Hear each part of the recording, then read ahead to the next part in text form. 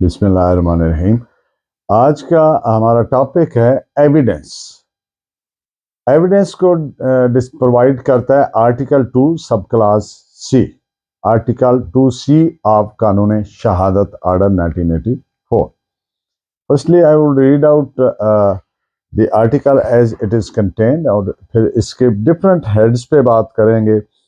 Real evidence क्या होती है, एविडेंस कंप्रीहेंसिव एविडेंस कौन सी होती है, बेस्ट एविडेंस क्या होती है, सब्सटेंटिव एविडेंस क्या होती है, और सिविल केसेस में किस चीज़ पे फोकस किया जाता है डिसाइड करते वक्त एविडेंस के हवाले से, relevancy and proof, admissibility of a document, क्या वो प्रूफ तस्वर होगा अगर एक डॉक्यूमेंट एडमिट हुआ है तो, वगैरह वगैरह। इनके अलावा चंद चीज़ों पे बात करेंगे।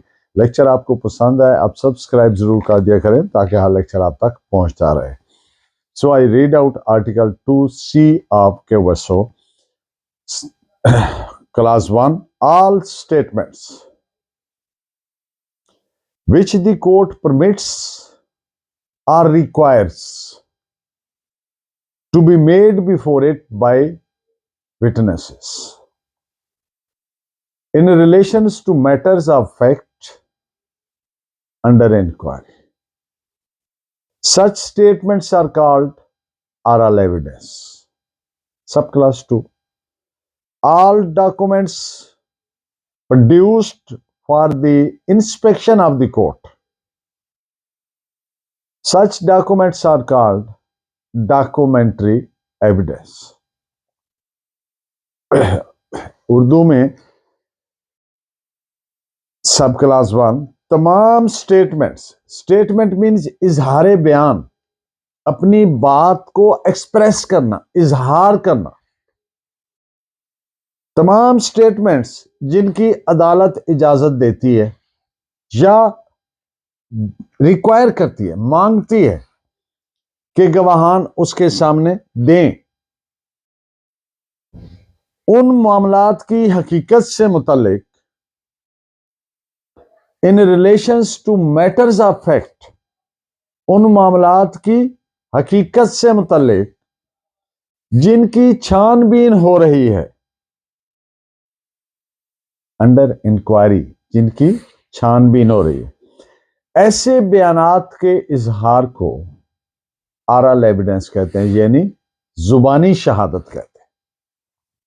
सब क्लास 2 तमाम दस्तावेजात, डॉक्यूमेंट्स, दस्तावेजात, तमाम दस्तावेजात जो अदालत की इंस्पेक्शन के लिए, अदालत के मुआयने के लिए, कि अदालत उनको जांचे, देखे, परखे, जो पेश की जाती हैं, ऐसी दस्तावेजात को, यानी ऐसे डॉक्यूमेंट्स को डॉक्यूमेंट्री एविडेंस कहते हैं, दस्तावेजी शहादत कहते हैं।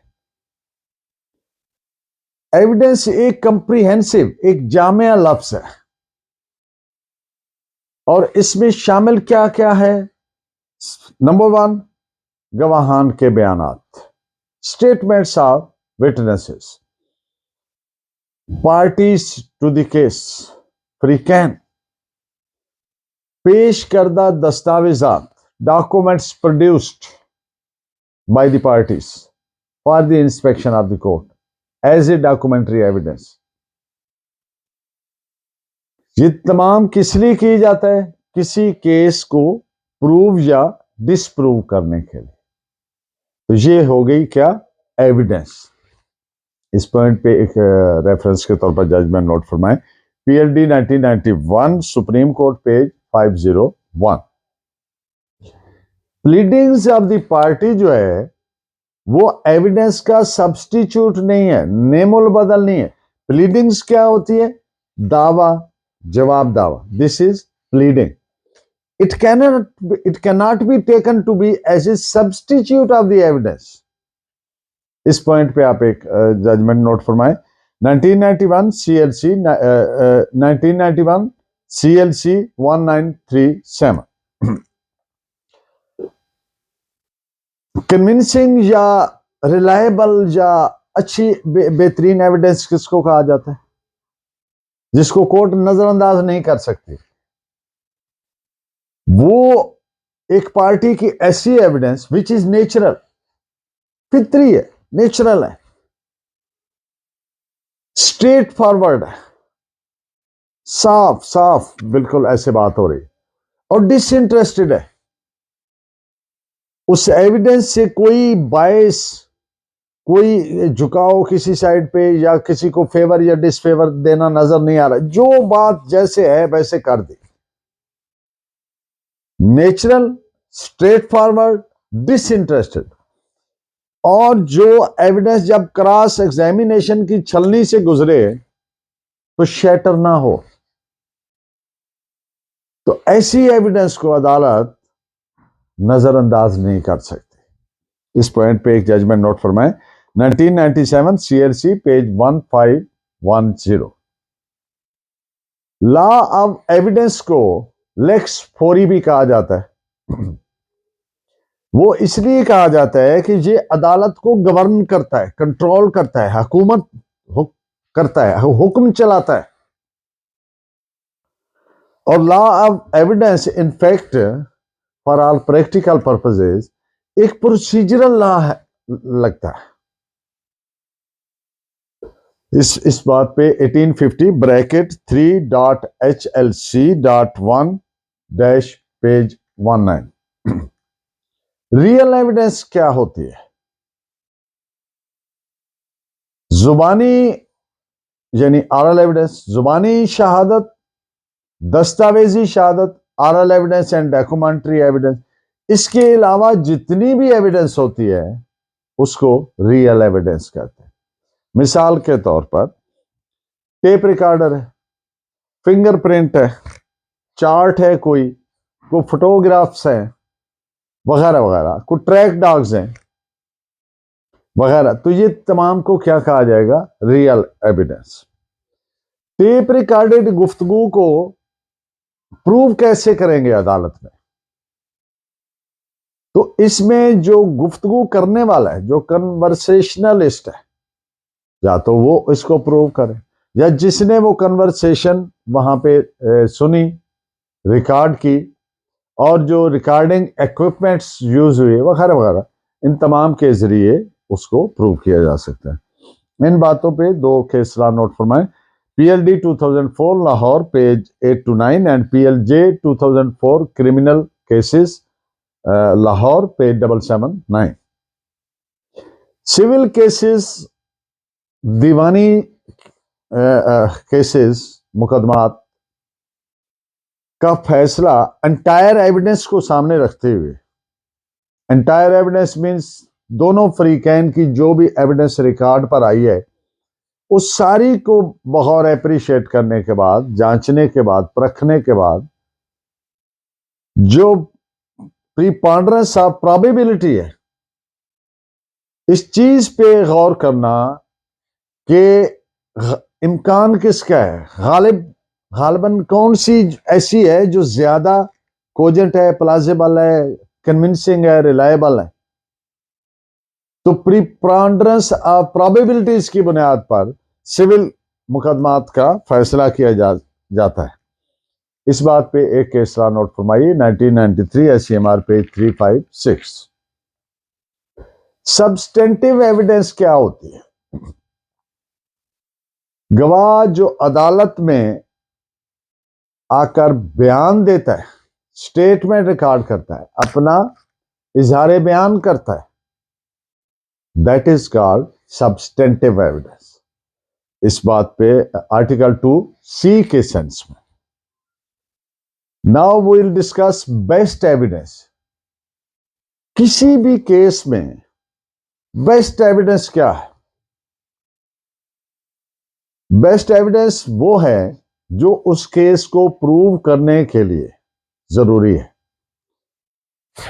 सॉरी, जो हालातों, वाकयात, सरकमस्टांसेस, उनकी एग्जिस्टेंस को प्रूव करे, या जो क्वेश्चन ऑफ फैक्ट बना है उसको प्रूव करे, या कोई डॉक्यूमेंट फॉर इंस्टेंस अगर क्वेश्चन में, जैसी भी सूरत हाल, अगर एक डॉक्यूमेंट की एग्जिस्टेंस, डॉक्यूमेंट के होने को ऑब्जेक्ट किया गया है, कंटेस्ट किया गया है, डिनाई किया गया है। मसलन ये कह दिया कि ये तो डॉक्यूमेंट ही जाली है जनाब, फेक है, फैब्रिकेटेड है, फोल्ड है, वगैरह वगैरह, जाली है, फर्जी है, बेबुनियाद है। तो बेस्ट एविडेंस क्या होगी उस डॉक्यूमेंट को प्रूव करने के लिए? उस डॉक्यूमेंट का जो सब्सक्राइब है, ऑथर है, लिखने वाला है, जो स्टाम्प वेंडर है जिससे खरीदा है, जो उसके मार्जिनल विटनेसेस है, गवाहाने हाशिया कहते हैं, वो जो साइडों पे लिखे हुए होते हैं, वगैरह वगैरह। ये सारी जरूरी बेसिक एविडेंस तस्वर होगी एक डॉक्यूमेंट जो मुतनाज़ है उसको प्रूव करने के लिए। और इसको करबरेट करने के लिए फर्दर एफएसएल की रिपोर्ट, फोरेंसिक रिपोर्ट भी मंगवाई जा सकती है कि वेदर दी थंब, अगर एक पार्टी कहती है हमारे तो जनाब ये अंगूठी ही नहीं है, तो उसमें एफएसएल की रिपोर्ट वगैरह मंगवाई जा सकती है। अब एक बेस्ट एविडेंस जो मौजूद है और उसको पेश नहीं किया, एक तो गवाहाने आशिया है, वो फौत हो गए, एक है जिंदा है, मौजूद है। अब अगर अवेलेबल एविडेंस जो बेस्ट एविडेंस के जुमरे में आती है उसको प्रोड्यूस नहीं किया कोर्ट के सामने, तो वो डॉक्यूमेंट फिर तस्वर, प्रूव्ड तस्वर नहीं किया जाएगा। इस बात पे एक रेफरेंस भी नोट फरमा लें, पीएचडी 1997 कराची, पेज 589। डॉक्यूमेंट्स के बारे में एक मैक्सिम है कि witnesses may lie but not documents. गवाहान झूठ बोल सकते हैं लेकिन डॉक्यूमेंट्स झूठ नहीं बोलते। इस पे एक जजमेंट भी नोट फरमा रहे, पीएलजे 2000 ट्रिब्यूनल सर्विस 241। सिविल केसेस में जैसा कि हमने अर्ज किया कि एविडेंस की बाबत बुनियादी असूल प्रोबेबिलिटीज की प्रीपॉन्डरेंस है, और दूसरी बुनियादी चीज क्या है इसमें, upon legal grounds established by legal evidence, upon legal grounds established by legal evidence. ये जो असूल है ये फर्स्ट टाइम लुकमान्स केस में तय किया गया, which is reported as PLD 1994 Karachi, page 492। जो जैनब बीबीज केस जो रिपोर्टेड है 1993 एसएमआर 56, उसमें अपहोल्ड किया गया। और इसके अलावा पीएलडी 1970 सुप्रीम कोर्ट पेज 1733 और 2003 सीएलसी पेज 1756 और 2004 वाईएलआर पेज 659 और 2004 वाईएलआर पेज 314 में भी यही प्रिंसिपल अपहोल्ड किया गया। रेलेवेंसी एंड प्रूफ, अगर कोई डॉक्यूमेंट बगैर इतराज के एडमिट हुआ है एविडेंस में और उसकी ऑथरशिप पर, उसके कंटेंट पर, उस डॉक्यूमेंट पे जो कुछ लिखा हुआ है उस पर कोई क्वेश्चन रेज नहीं हुआ, कोई ऑब्जेक्शन नहीं हुआ, तो वो डॉक्यूमेंट प्रूव्ड तस्वर होगा।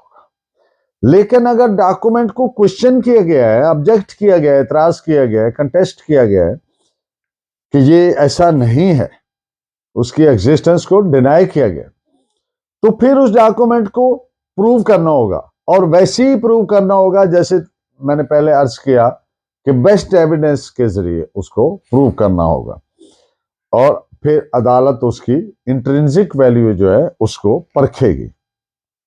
90 this is reported in points पर जजमेंट नोट फरमाए 1992 सीएलसी 2524। एडमिसिबिलिटी ऑफ डॉक्यूमेंट, पहली बात तो यह है कि इसके लिए प्रॉपर बाकायदा एक आर्टिकल मौजूद है, तो उसमें जब हम उस आर्टिकल को डिबेट करेंगे, डिस्कस करेंगे, तो एट लेंथ बात करेंगे। अभी सिर्फ इतनी सी बात आपसे करनी है कि डॉक्यूमेंट का एडमिट होना एक चीज है और उसकी इंट्रिंसिक वैल्यू को जांचना अलग चीज है।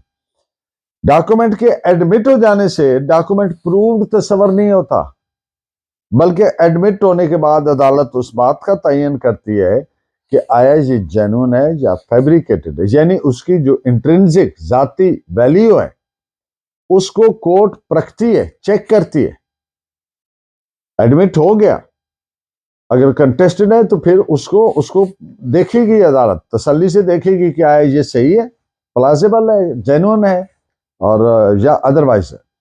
इन बातों पे दो तीन केस नोट फरमाइए। PLD 1973 supreme court 160, PLD 1969 supreme court page 477, 1998 Pakistan criminal law journal page 271।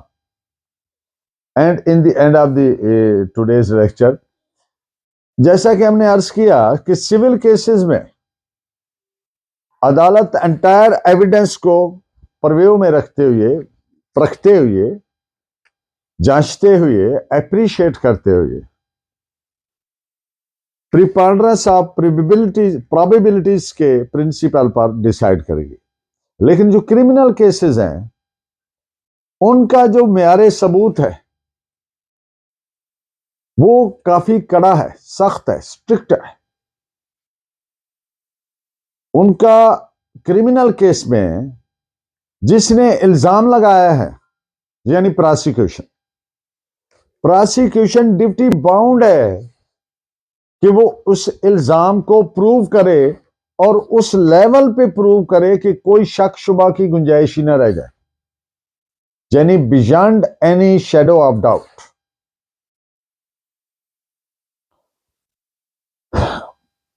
इस पे इन बातों पे दो जजमेंट्स नोट फरमाए। 1999 SCMR page 958 and 2003 MLD page 185। आपका बहुत शुक्रिया। Please keep watching and guiding me by your valuable comments. Allah ने के बाद।